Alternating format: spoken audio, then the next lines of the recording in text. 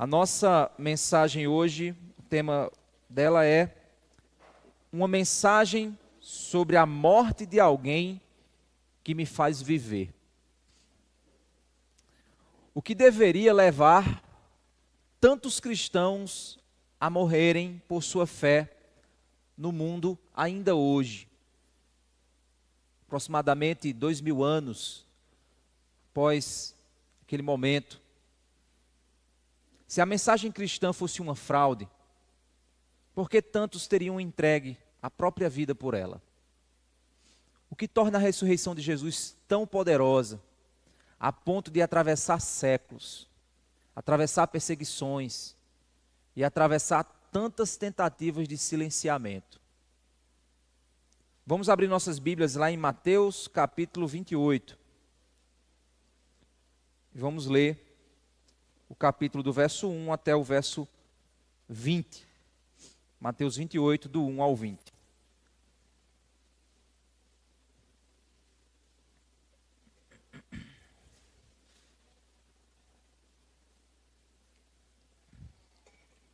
Mateus capítulo 28, do verso 1 ao verso 20, diz o seguinte: Passado o sábado, no começo do primeiro dia da semana, Maria Madalena e a outra Maria foram ver o túmulo. E eis que houve um grande terremoto, porque um anjo do Senhor desceu do céu e, aproximando-se, removeu a pedra e sentou sobre ela. O aspecto dele era como um relâmpago, e a sua roupa era branca como a neve. E os guardas, com medo do anjo, tremeram e ficaram como se estivessem mortos. Mas o anjo, dirigindo-se às mulheres, disse: Não tenham medo, sei que vocês procuram Jesus, que foi crucificado. Ele não está aqui, ressuscitou como tinha dito. Venham ver onde ele jazia. Agora vão depressa e digam aos seus discípulos que ele ressuscitou dos mortos e vai adiante de vocês para a Galileia. Lá vocês o verão. É como acabei de dizer a vocês. E retirando-se elas, apressadamente do sepulcro, tomadas de medo e de grande alegria, correram para anunciar isso aos discípulos. E eis que Jesus veio ao encontro delas e disse: Salve! E elas, aproximando-se, abraçaram os pés dele e o adoraram. Então Jesus lhes disse: Não tenham medo. Vão dizer aos meus irmãos que se dirijam a Galileia, e lá eles me verão. E enquanto elas iam, eis que alguns da guarda foram à cidade e contaram aos principais sacerdotes tudo o que havia acontecido. Reunindo-se eles em conselho com os anciãos, deram grande soma de dinheiro aos soldados, recomendando-lhes: digam isto, os discípulos dele vieram de noite enquanto estávamos dormindo e roubaram o corpo. E se isto chegar ao conhecimento do governador, nós o convenceremos e faremos com que vocês não tenham maiores preocupações. Os soldados receberam o dinheiro e fizeram como tinham sido instruídos. Esta versão se espalhou entre os judeus até o dia de hoje. Os 11 discípulos partiram para a Galileia, para o monte que Jesus lhes havia designado. E quando viram Jesus, o adoraram, mas alguns duvidaram. Jesus, aproximando-se, falou-lhes dizendo: Toda a autoridade me foi dada no céu e na terra. Portanto, vão e façam discípulos de todas as nações, batizando-os em nome do Pai, do Filho e do Espírito Santo, ensinando-os a guardar todas as coisas que tenho ordenado a vocês, e eis que estou com vocês todos os dias até o fim dos tempos. Esse então é o relato do Evangelho de Mateus a respeito da ressurreição de Jesus. Algumas narrativas se apresentam nesse texto, e nós precisamos entender o que o evangelista Mateus queria de fato apresentar ao reunir essas narrativas. Quando você vai olhar para os outros evangelhos, a forma como os outros evangelistas apresentam essa narrativa diferem um pouco umas das outras. Porque o evangelho, o gênero evangelho, ele possui a função de revelar um aspecto da pessoa de Cristo. Não é simplesmente uma biografia narrada de fatos, mas é a revelação Deus encarnado, de modo em que cada evangelho foca em um aspecto do que ele deseja revelar naquilo que foi escrito. Então, Mateus capítulo 28, ele vai falar exatamente sobre esse relato. No verso 1, nós temos então em que momento isso aconteceu. Dizendo o texto, passado o sábado, no começo do primeiro dia da semana. Lembrando que primeiro dia da semana é o domingo. Passado o sábado, no começo do primeiro dia da semana, Maria Madalena e a outra Maria foram ver o túmulo. Obviamente, a gente sabe pelo relato dos outros evangelhos, que elas foram até o túmulo para terminar então a preparação do corpo de Cristo, para mantê-lo então, para manter o seu corpo naquele local. No entanto, no verso 2, diz, e eis que houve um grande terremoto. Esse terremoto aconteceu, segundo o relato do verso 2, porque um anjo do Senhor desceu do céu e, aproximando-se, removeu a pedra e sentou sobre ela. O aspecto dele era como um relâmpago e a sua roupa era branca como a neve. A ideia contida nesses relatos sobre os anjos, primeiramente é o seu poder. O poder que os anjos possuíam era um poder com certeza sobre-humano. Mas também o aspecto dessa roupa branca como a neve é aquilo que revela a limpeza, a santidade, a pureza. Então aquele anjo que estava ali revelando essa pureza, revelando essa santidade, esse anjo então, ao mover a pedra com aquele terremoto, ele produz duas reações distintas. E é sempre assim, irmãos, as ações divinas produzem duas reações distintas nas pessoas. Aquela reação que se apega ao poder de Deus, que se arrepende dos seus pecados, que decide mudar de vida, ou aquela reação que decide seguir seu próprio rumo, que decide se opor à verdade de Deus, que decide continuar em desobediência a Deus. Quando então o anjo moveu a pedra, se assentou sobre ela, o verso 4 diz que os guardas, com medo do anjo, tremeram e ficaram como se estivessem mortos. Aqui provavelmente é um eufemismo para um desmaio. Então eles desmaiaram. Obviamente seria muito mais fácil dizer que eles desmaiaram. Mas a escolha do evangelista aqui era usar o eufemismo para dizer que eles estavam como se estivessem mortos. Eles simplesmente ficaram tão assustados, eles ficaram com tanto medo, que eles pareciam que estavam mortos, pareciam que haviam morrido de medo. No verso 5 diz, mas o anjo, dirigindo-se às mulheres, disse, não tenham medo. E essa fala se repete por duas vezes nesse texto. Não tenham medo. Uma das características da humanidade é o medo. O medo nos faz fugir ou o medo nos faz lutar. Existe dentro do inglês uma expressão chamada flight or fight, que é ou voa ou briga. É uma expressão que indica, que normalmente é indicado no reino animal. Quando o animal ele se sente acuado, a primeira coisa que esse animal faz ou é fugir ou é lutar. Quando ele percebe que não tem como fugir, ele luta.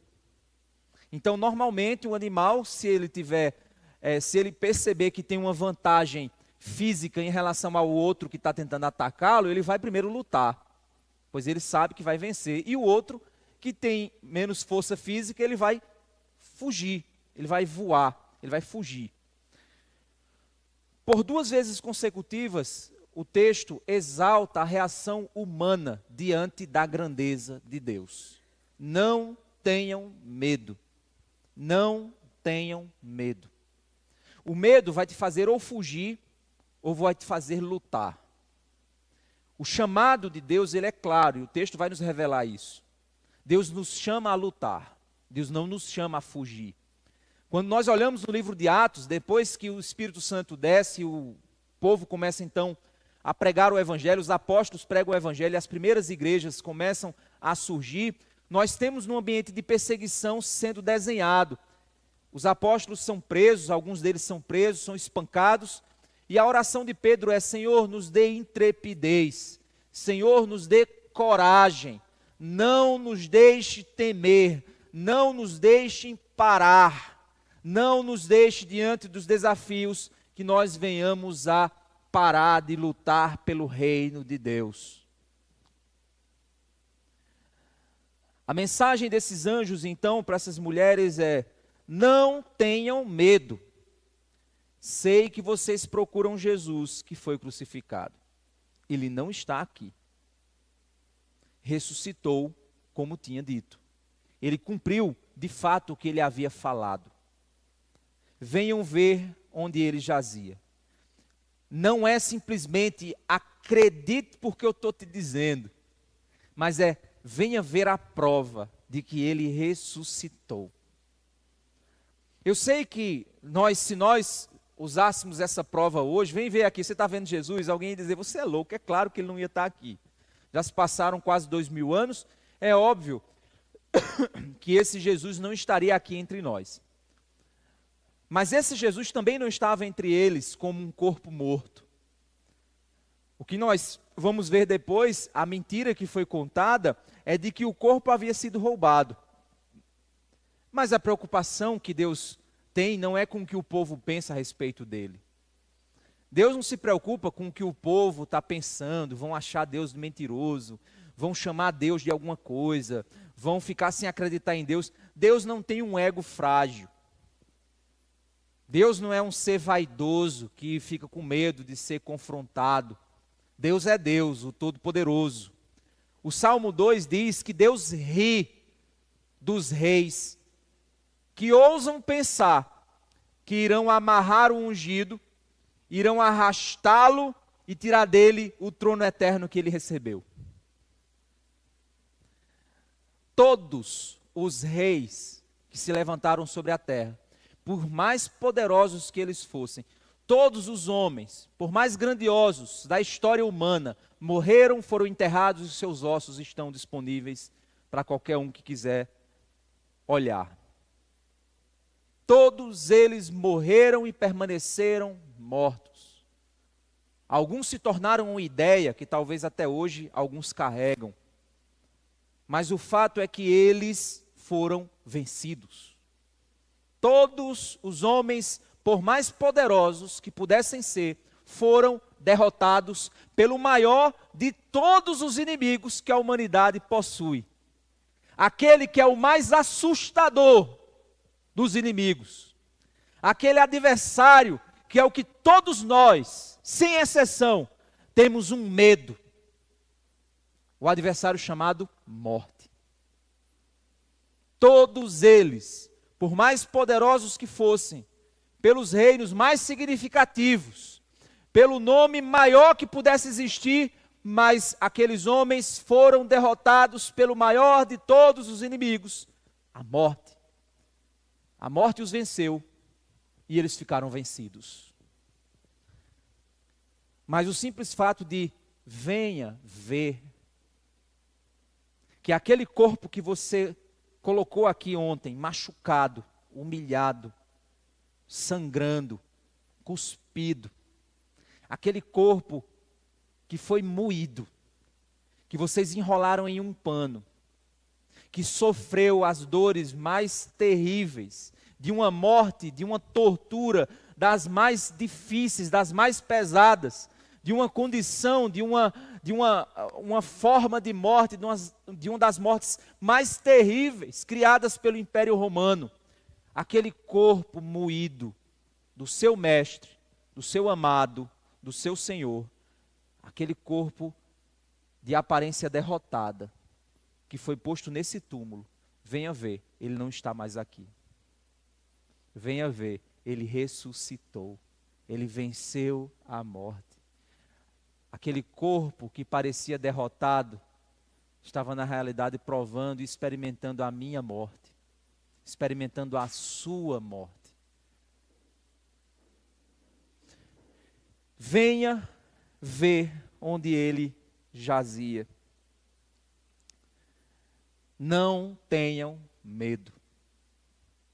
Porque se o maior inimigo da humanidade foi derrotado,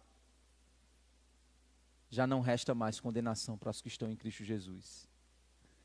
Se o maior adversário da nossa vida, aquele que nos causa medo, aquele que nos causa horror, aquele que nos causa terror, foi derrotado, não há mais o que ter medo. Não há mais o que temer. Já contei essa história algumas vezes para vocês, de um missionário que havia sido torturado por dias, por semanas, estava numa condição de profunda dor, havia perdido absolutamente tudo, estava preso, e o algoz, né, o que estava o torturando, né, a pessoa que comandava aquele processo de tortura, ele chegou e disse para ele: você não vai negar o seu Salvador Jesus, você não vai negar esse nome. Ele diz: não, eu não vou negar esse nome. E esse homem pegou então a espada, pôs a espada no pescoço do missionário e disse assim: eu tirei tudo de você, você já perdeu absolutamente tudo, a única coisa que você tem é a sua vida, e eu tenho o poder de tirar a sua vida, mas eu não vou tirar a sua vida se você negar o seu Salvador. E o missionário então abriu um sorriso e disse: o único poder que a sua espada tem é de me empurrar para os braços do meu Senhor. Você não tem poder algum sobre mim. A vitória sobre a morte que a fé cristã nos dá é a vitória mais libertadora de todo e qualquer medo que a raça humana pode ter. Se você ainda não experimentou essa vitória, se você ainda não experimentou, você ainda continua com medo. Você talvez iria tremer diante da ressurreição e iria ficar como morto, como os soldados. Mas se você conhecesse o Mestre, você iria temer diante daquele fato tão grandioso. Mas o que você iria ouvir diante de tudo isso é: não tenha medo. A vitória sobre a morte aconteceu. A vitória sobre a morte aconteceu. O seu maior inimigo foi derrotado. Não tenha medo. O que a experiência diante da ressurreição, não ver o corpo de Cristo e contemplá-lo pela fé, deve produzir a reação, o impulso missionário mais poderoso no coração das pessoas. Olhar o túmulo vazio deve produzir o impulso missionário mais poderoso na vida do povo de Deus. A ressurreição, ela não é simplesmente um fato histórico que a gente fica falando e achando bonito. Cristo não veio para esse mundo simplesmente para ensinar boas maneiras. Ele não veio para esse mundo para que a gente pudesse montar igrejas. Ele não veio para esse mundo para criar igrejas riquíssimas, milenares, que se dizem inerrantes, infalíveis. Ele não veio para esse mundo para criar um panteão de santos. Ele não veio para esse mundo para fundar uma religião. Ele veio para esse mundo para levar o seu pecado sobre ele, vencer a morte e nos trazer esperança e colher para si, como vimos hoje de manhã, um povo seu. Salvar almas da condenação eterna e nos tirar o medo da morte, pois o céu não é aqui. Se nós esperarmos somente nesta vida, se nós esperarmos de Cristo somente nesta vida, a palavra de Deus nos diz que nós seremos os mais miseráveis de todos os homens. O céu não é aqui. A sua maior alegria não é estar casado, não é ter filhos, não é ter uma profissão de sucesso. A sua maior alegria não é ter bens materiais. A sua maior alegria não é fazer as maiores viagens. A sua maior alegria é libertar-se desse mundo de tal forma que você sabe que o máximo que você vai experimentar de dor é nesse mundo. Então não tenha medo, porque após esse mundo há algo maior nos esperando. Essa é a verdadeira libertação. Não tenha medo. E diante dessa verdade, de não contemplar esse corpo morto, de saber que ele ressuscitou, de saber que ele venceu a morte, o impulso missionário tem que ser a resposta cristã.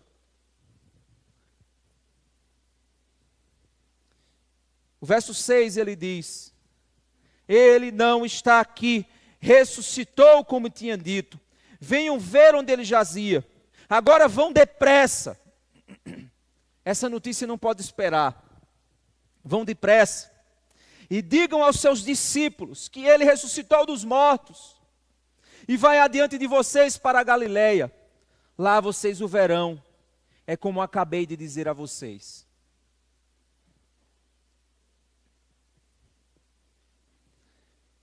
É interessante nós entendermos que esse impulso de falar sobre a ressurreição de Jesus, de pregar o Evangelho de Cristo, foi isso que impulsionou as missões que começaram em Jerusalém, Judéia e Samaria e até os confins da terra.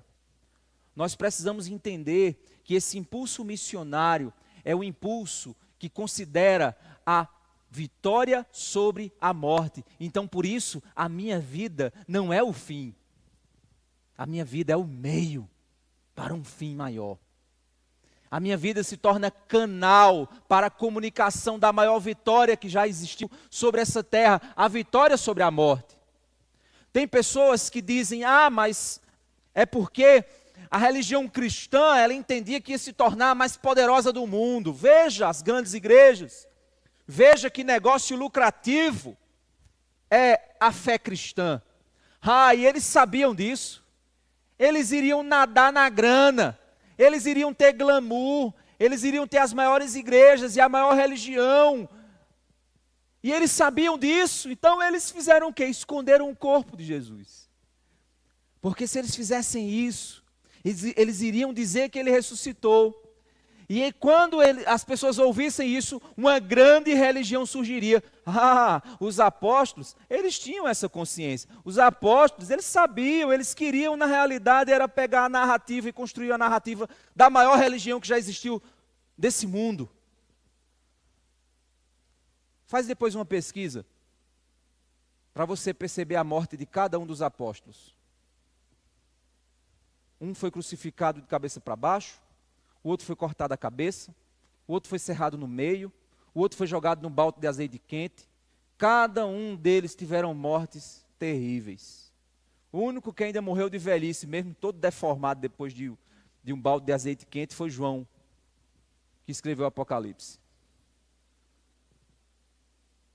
Que mentira, mas sem futuro. Foram perseguidos, espancados, apanharam, fugiram, temeram, porque inventaram uma grande mentira, que traria milhões e milhões de dólares, de tesouros, para os grandes líderes. Isso não faz sentido nenhum. Dentro da área de apologética, dentro da área de debates filosóficos, isso é chamado de sofisma. Isso é uma ideia que alguém repete e que parece fazer sentido. Mas quando ela é analisada sob o filtro da lógica, ela não faz sentido nenhum. Faz sentido para quem não pensa. Faz sentido para quem não se esforça em fazer análises. É muito fácil ser cristão no mundo de hoje, num país como o nosso. Então, analisar cristianismo olhando para o Brasil é muito fácil. Mas você saber que tem pessoas em países perseguidos, morrendo por sua fé, pode ter certeza, essas pessoas não estão morrendo por uma mentira. Pode ter certeza que elas viram um túmulo vazio. Pode ter certeza que mesmo que elas não estiveram lá em Jerusalém naquele dia, mas elas sabem que Jesus ressuscitou. Pelos olhos da fé, elas percebem que Cristo existe, é real. E isso é o grande impulso missionário, de que ele vive. Ele não morreu e ficou na história. Ele não foi um grande pensador, um grande líder que morreu e ficou no passado, e hoje a gente fica lembrando dele, falando dele, cantando sobre ele, criando historinhas sobre ele. Não, ele está vivo. Ele está vivo e nós o vemos pela fé. Você que é crente em Jesus, você já viu a Cristo pela fé. Aqueles que já entregaram a vida a Cristo sabem do que eu estou dizendo. Você já pegou briga com família sua por causa de Cristo. Você já perdeu o medo de perder seu emprego por causa de Cristo. Você já perdeu o medo de muita coisa por causa de Cristo. Você já se dispôs a abrir mão de muita coisa por causa de Cristo. Mesmo que não seja uma perseguição que atentem contra a sua vida. Mas se você viu o túmulo vazio, o seu impulso é proclamar que Ele está vivo. E crer que Ele está vivo. No verso 8, nós temos o seguinte: retirando-se elas apressadamente do sepulcro, tomadas de medo e grande alegria. Como é que você compatibiliza essas duas emoções? Medo e alegria. Esse medo é aquela impressão diante de uma coisa grande, dizendo assim, é Deus quem está fazendo isso. Eu estava certa vez, nos meus devocionais, eu gosto de ouvir mensagens do Spurgeon, né? Ouvir ou ler. E ele fala sobre um tipo de medo. É o temor diante do poder de Deus. É um dos medos mais respeitosos e mais conflitantes que a gente pode sentir. E para exemplificar esse medo, ele fala sobre aquela pesca que Jesus, ele diz, lança as redes. E eles dizem, mas mestre, eles ainda não tinham esse relacionamento com Cristo, eles ainda não haviam sido chamados para ser apóstolos. Aí Pedro diz, mas mestre, a gente passou a noite inteira buscando peixe e a gente não achou. E aí Jesus insiste, lance as redes. A gente vai lançar. Ele lança. E o texto bíblico diz que eles faziam uma pesca tão grande que o barco vizinho vem ajudar a ponto de que os barcos quase que afundam com tanto peixe que tinha dentro daquela rede. Depois que eles conseguem puxar esses peixes para dentro do barco, Pedro se joga no chão e diz, afasta-te de mim, eu sou um pecador. Ele tomado de medo, ele se lança ao chão e diz, eu não mereço. Não sei se você já sentiu esse medo, esse temor, de Deus te dar pela sua misericórdia algo que você diz, meu Deus, eu não mereço isso. E você dizer assim, alguma coisa vai acontecer. Espera aí, isso é grande demais. O bichinho está procurando alguma coisa. Isso é grande demais para mim. Será que eu vou dar conta? O que será que Deus está fazendo? Deus está fazendo algo grande. E eu temo diante dessa grandeza. Essas mulheres se retiraram, tomadas de medo e de grande alegria. O que é que está acontecendo? Correram para anunciar isso aos discípulos. E eis que Jesus veio ao encontro delas e disse, salve. Esse salve é, olá, tudo bem? E elas, aproximando-se, abraçaram os pés dele e o adoraram. Então Jesus lhe disse, não tenham medo. Não tenha medo. Meu irmão, não tenha medo diante da palavra de Deus. Não tenha medo diante da verdade do Evangelho. Não tenha medo diante do desafio de obedecer a Deus. Não tenha medo se você tiver no seu emprego, pôr o seu emprego em risco, porque você precisa obedecer a Deus. Não tenha medo se você, para obedecer a Deus, vai arrumar problemas no seu relacionamento. Não tenha medo, pois Deus está dominando toda a história. Ele venceu a morte. Não tenha medo. O seu problema, o seu desafio, não significa absolutamente nada diante do poder de Deus. Não tenha medo. Vão dizer aos meus irmãos que se dirijam a Galiléia, e lá eles me verão. Mas a gente sabe, irmãos, que diante da verdade de Deus, eu falei para vocês que existem dois tipos de reações distintas. Existem aqueles que são tomados do medo do poder de Deus, mas se alegram por ver esse poder agindo, e que querem obedecer a Deus e participar do que Deus está fazendo. Mas existem aqueles que se opõem à verdade de Deus. Aqueles que tentam tornar a verdade mentira, que tentam propor uma narrativa que não dê o devido poder ao que Deus está fazendo. Que criam uma forma de dizer assim, não é bem assim. Não é dessa maneira. Isso não é Deus que está fazendo. Não é Deus que está abençoando a Batista da Graça. Isso é algum esquema que está acontecendo. Não, isso não é essa bênção no teu trabalho, isso não é de Deus, é alguma coisa que você está fazendo para receber esse benefício. Você já chegou para contar uma bênção de Deus para alguém e essa pessoa simplesmente quis tornar essa bênção uma coisa racional para diminuir o poder de Deus naquela bênção? Você já passou por isso? Você chegou bem animado, dizendo assim, rapaz, Deus fez uma coisa. Não foi bem Deus, não. Na realidade, deixa eu te explicar o que foi que aconteceu. Você já passou por isso? Pois é, gente. O verso 11 diz que enquanto elas iam, eis que alguns da guarda foram à cidade e contaram aos principais sacerdotes tudo o que havia acontecido. A reação dos sacerdotes diante disso, olha, imagina o cara chegar, os guardas chegarem e dizerem o seguinte, olha, tem um terremoto, a pedra rolou sozinha, uma pedra gigante, que um bocado de homem empurraram no lugar. A pedra rolou sozinha, quando menos espera, um cara todo de branco aparece lá, e quando a gente olha, o túmulo está vazio, sem ninguém ter aparecido lá durante a noite, porque a gente passou a madrugada lá. Olha, esse Jesus ressuscitou. Qual deveria ser a reação dos sacerdotes? Ai, meu Deus, nós crucificamos o Messias. Olha, é verdade o que ele disse. Nós estamos em pecado. Vamos proclamar a Israel inteira que o Messias finalmente chegou. Essa deveria ser a reação deles.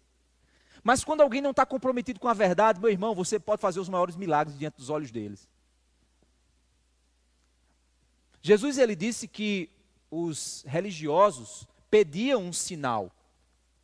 Eles chegaram para Jesus e disseram, se você disse que é o Messias, nos dê um sinal para que a gente venha acreditar. Rapaz, Jesus já tinha ressuscitado o morto, já tinha andado sobre as águas, já tinha acalmado tempestade, já tinha multiplicado pães e peixes, Jesus já tinha feito tantas outras coisas, já tinha feito o cego ver, já tinha feito tantos outros milagres, e aqueles homens chegam e dizem, mostre para a gente alguma coisa para que a gente possa acreditar. Jesus então disse, não será dado para uma geração adúltera e infiel nenhum sinal, a não ser o sinal do profeta Elias, do profeta Jonas, que esteve 3 dias e 3 noites no ventre do peixe, e ao sair do ventre do peixe, proclamou a salvação e levou uma nação inteira a ser salva pela misericórdia de Deus. Então esse é o sinal que vocês vão receber. Eu estarei 3 dias e 3 noites no ventre da terra, e quando eu sair dele, eu irei proclamar a salvação. E muitos gentios irão ouvir. E um dia os ninivitas vão se levantar e vão julgar vocês, geração infiel. Eu parafraseei aqui o que Jesus disse. Era duro, né? O que ele estava afirmando. Porque quando você não quer acreditar em Jesus, meu irmão, você vai arrumar o máximo de desculpa que você pode. Quando você ama o seu pecado, você encontra as mais mirabolantes narrativas para você permanecer no seu erro.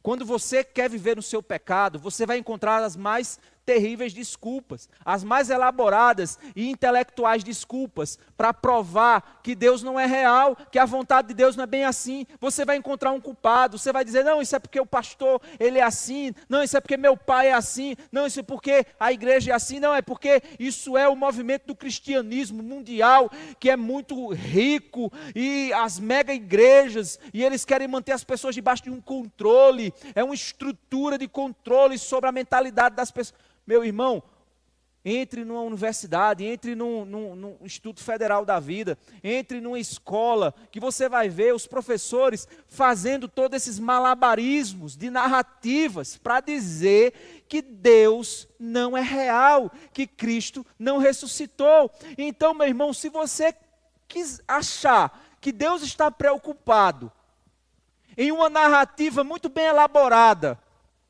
para defender que ele venceu a morte, meu irmão, desista.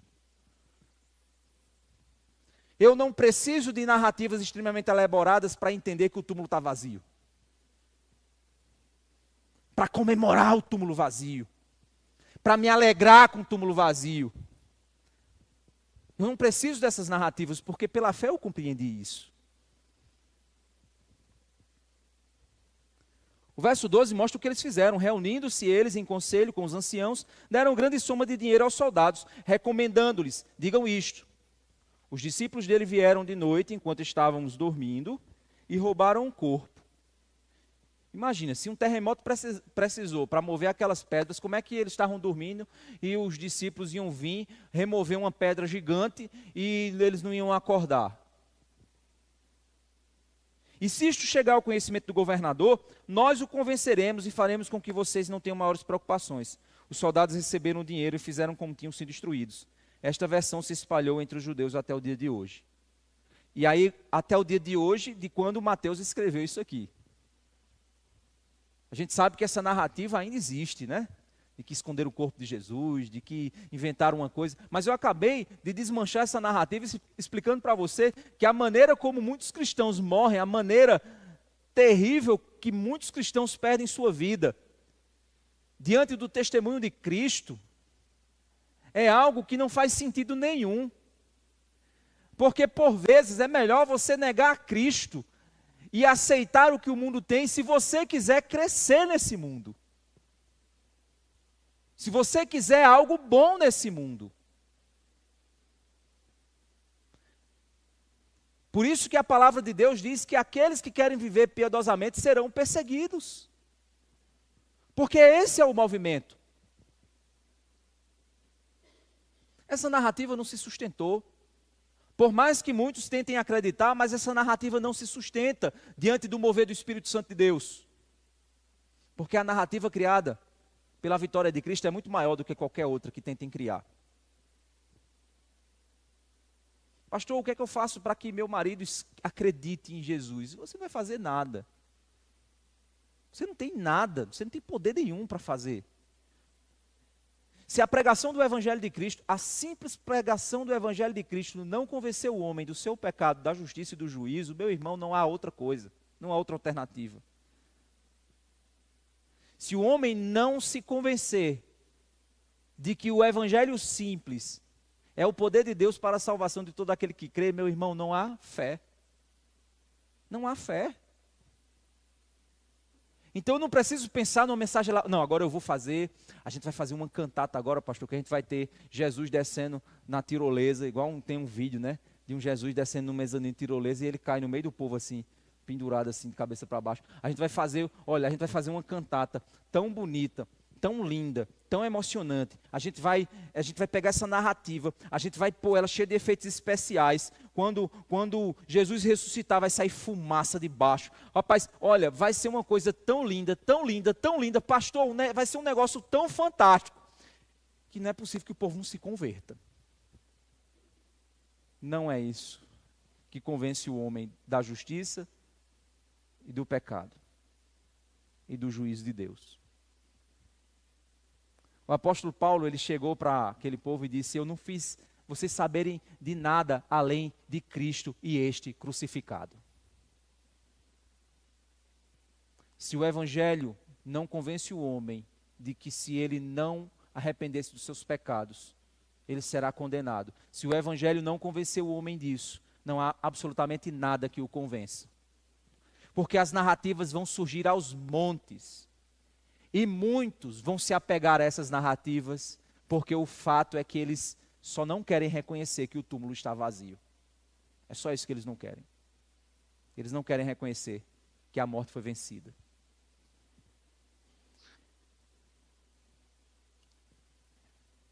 O verso 16 diz que os 11 discípulos partiram para a Galileia, para o monte que Jesus lhes havia designado. Jesus havia dito: vão para o monte para que lá eu possa me encontrar com vocês. Quando viram Jesus, o adoraram, mas alguns duvidaram. A dúvida aqui não dizia respeito especificamente a uma incredulidade, mas era um temor que fazia: não, eu só creio se eu ver, se eu tocar nele, aí eu vou entender que de fato isso aconteceu. Cuidado com tentativas constantes de provar a sua fé. Deus ele não tem compromisso nenhum em provar para você que Ele é Deus. É necessário nós acreditarmos que Ele é Deus. Porque sem fé é impossível agradar a Deus. E quando viram Jesus, o adoraram e alguns duvidaram. Jesus, aproximando-se, falou-lhes dizendo: toda a autoridade me foi dada no céu e na terra. Irmãos, a base da grande comissão é a autoridade de Cristo.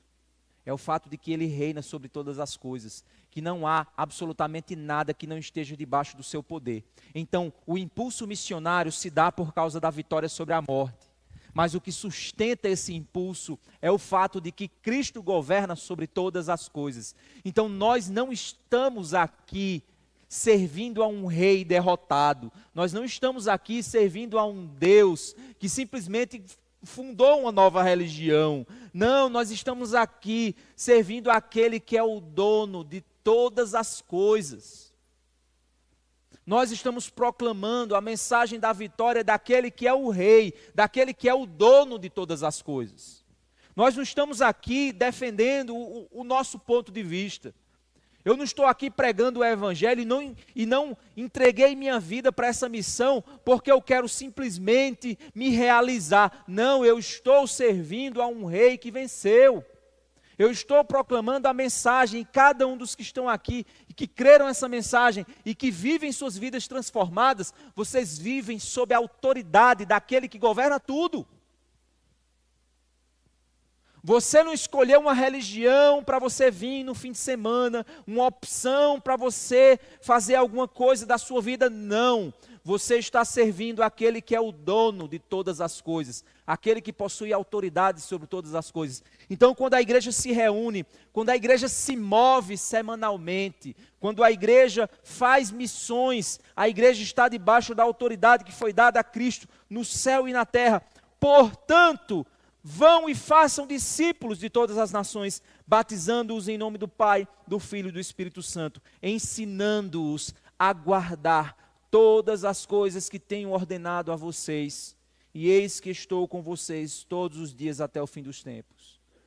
A missão da igreja é proclamar a ressurreição de Cristo, fazer discípulos, discípulos de Cristo, seguidores de Jesus, não meus, não dos diáconos, não dos presbíteros, seguidores de Cristo, ensinando o povo a guardar a palavra de Deus, vivê-la, obedecê-la. Eu quero saber onde nesse texto estão as estruturas eclesiásticas que nós vemos hoje, as grandes organizações que nós vemos hoje, todas as programações que a gente vê hoje dentro das igrejas, todo aquele movimento de clube que nós vemos dentro de igreja. Veja a minha igreja, a minha é a mais legal, é a mais descolada, é a melhor da cidade. Vem para cá, nós somos uma família, somos muito legais, somos muito divertidos. As pessoas falam mais das suas igrejas do que de Jesus. Proclamam mais a placa das suas igrejas do que Cristo. Onde nós estamos aqui, vão e abram muitas igrejas, para que as pessoas achem muito legais, para que as pessoas se reúnam nas suas igrejas. Onde é que isso é o espírito do impulso missionário gerado pela ressurreição de Cristo? É óbvio que a gente entende, e a gente entende um princípio lançado por um autor americano chamado treliça e videira. A videira, ela é aquele pezinho de uva, né? Que ela cresce e precisa se apoiar em uma estrutura para que ela possa crescer. A estrutura que suporta a videira, onde a videira cresce, é chamada de treliça. À medida que a videira cresce, a treliça, ela vem para dar suporte à videira. Se não houver uma treliça forte, a videira ela se arrebenta, cai no chão. E quando ela cai no chão, se ela não tiver acesso à luz, ela vai morrer, ela não vai crescer saudável. E aí a treliça é aquela que dá suporte para que a videira cresça.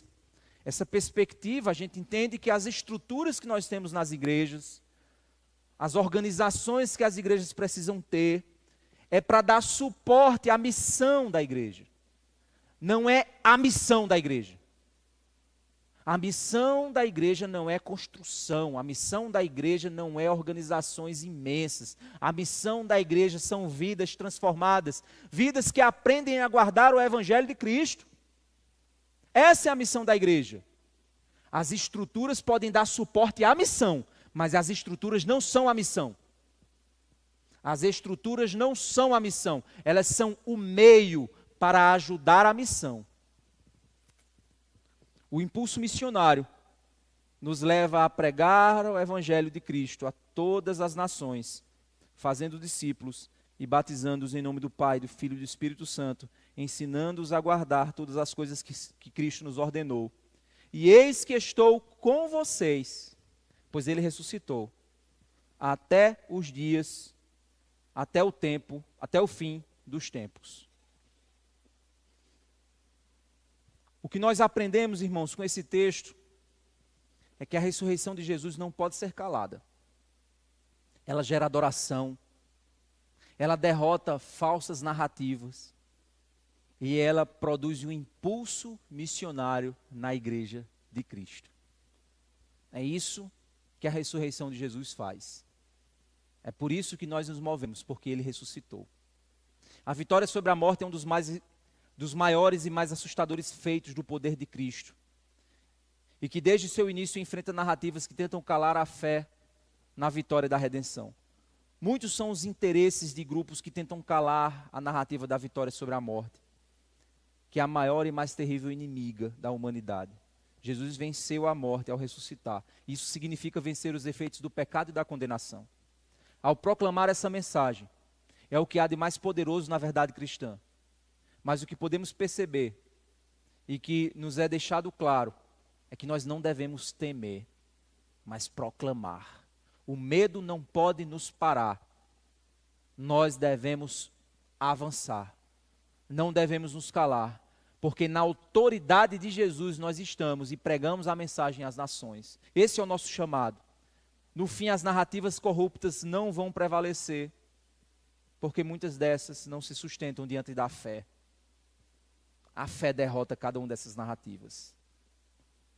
Apesar do temor e das narrativas falsas criadas, a autoridade de Jesus estará com seu povo na proclamação. E os faz muitas vezes morrer por sua fé. Porque a vitória sobre a morte também é a nossa vitória sobre a morte.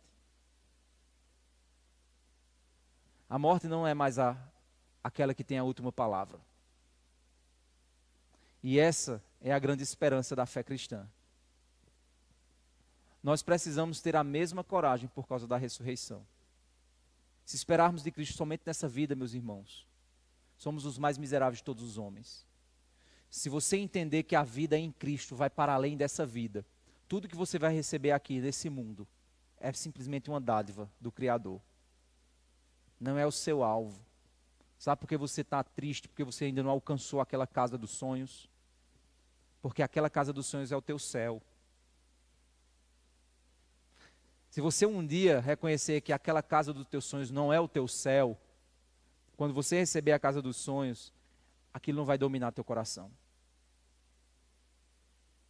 aquele emprego que você tanto espera, se você entender que aquele emprego que você tanto quer não é o teu céu, é apenas uma dádiva de Deus enquanto você espera pelo céu, você vai ser liberto disso. Os seus medos vão sumir. E tudo que você receber de Deus vai ser uma dádiva. Agora, se você se apegar às dádivas mais do que o doador, você vai perder as dádivas e vai perder o doador também.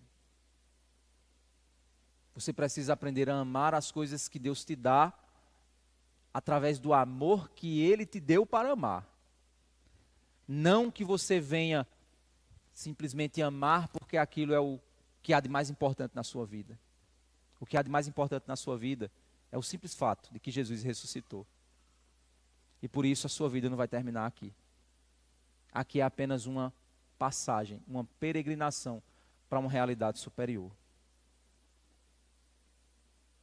Não tema a mensagem da ressurreição. Espere oposições e narrativas falsas. Adore o Cristo vivo. Proclame na autoridade de Cristo, através de sua vida. E morra e viva com esperança real. É essa a verdade que nós precisamos guardar em nosso coração. Amém?